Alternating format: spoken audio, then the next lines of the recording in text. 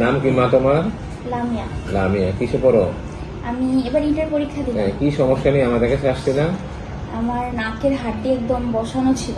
নাকের যে মাঝখানে হ্যাঁ। নিচের অংশটা একদম চাপা ছিল, চাপা বসানো ছিল। ছিল। এতে কি সমস্যা হতো?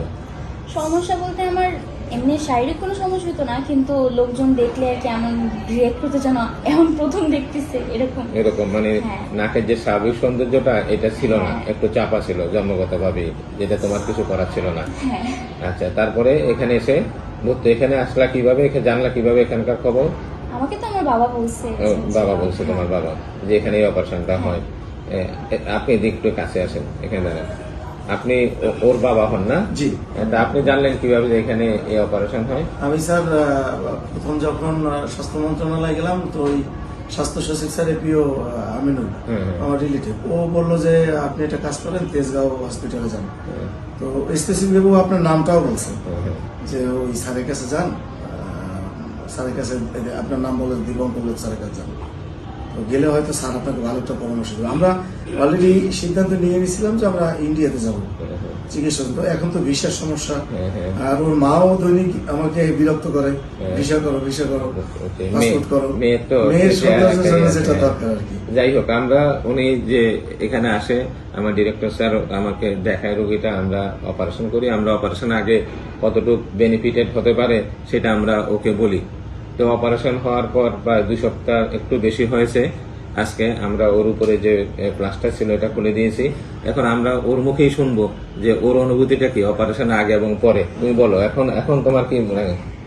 এখন মানে আগে যা ছিল তার থেকে অনেকটা বেটার আছে। হ্যাঁ। আর মানে এতটুকু এনাফ, এতটুকুই দরকার নেই। না, আমরা কখনোই 100% করবো এটা বলি না। আমরা বলি যে আমরা যতটুকু আছে তার 80%, হয়তো 90% কাছাকাছি নিয়ে আসতে পারবো। একদম আল্লাহ প্রদত্ত যেটুকু, এইটুকু সবসময় সম্ভব হয় না, অত বেশি করা যায় না। কিন্তু আমরা একটা প্রেজেন্টেবল যেটা হয়, যে দেখতে সৌন্দর্য ওইটুক হয়, সেটা যাতে হয় সেটাই আমরা চেষ্টা করি। এবং এই অপারেশনগুলি একটু নিখুঁত অপারেশন, প্লাস্টিক অপারেশন, মানুষের সৌন্দর্য ঠিক রাখা, অনেক সময় ভালো করতে গিয়েও খারাপ হয়ে যাওয়ার চান্স থাকে। তো সেই জন্য এগুলো আগে সব ব্যাখ্যা করে আমরা করার চেষ্টা করি। এবং এই অপারেশনটা আমরা এই হাসপাতালে বাইরে নিয়মিত করে থাকি। যে ওর বাবা যে বললো বাইরে যাওয়ার চিন্তা করছিল, আসলে বাইরে যাওয়ার প্রয়োজন নেই। বাইরে যাওয়ার অনেক হ্যাসেল আছে, টাকা পয়সা যেমন একটা ব্যাপার আছে, ছুটির, উনি সরকারি চাকরি করে, ছুটির ব্যাপার আছে, বারবার যে ফলো আপে যেতে হয়, সেগুলো কোনোটাই দরকার নেই, এখানেই হচ্ছে। এবং সে তার মুখেই শুনলেন যে সে যেটুকু হয়েছে তাতেই সে স্যাটিসফাইড। আপনার অনুভূতি কি ওর বাবা হিসাবে? স্যার আমার তো অনেক ভালো লাগতেছে, এই জন্য ভালো লাগতেছে।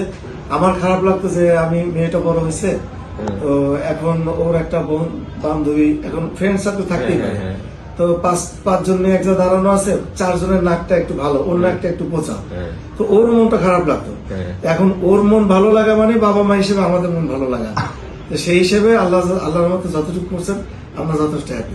Thank you.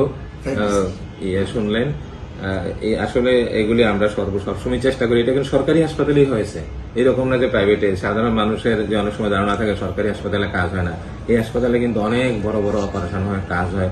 প্লাস্টিক সার্জারি শুরু হতে ক্যান্সার, সব ধরনের চিকিৎসা হয়। কাজেই সরকারি হাসপাতালেও যেমন হয়, প্রাইভেটেও হয়। সব জায়গায় এই কাজগুলি হয়। বাংলাদেশে খুব নিখুঁত বা ভালোভাবে এই কাজগুলি হয়। আপনারা আমাদের হাসপাতাল, ডাক্তারের উপর আস্থা রাখতে পারেন। ধন্যবাদ।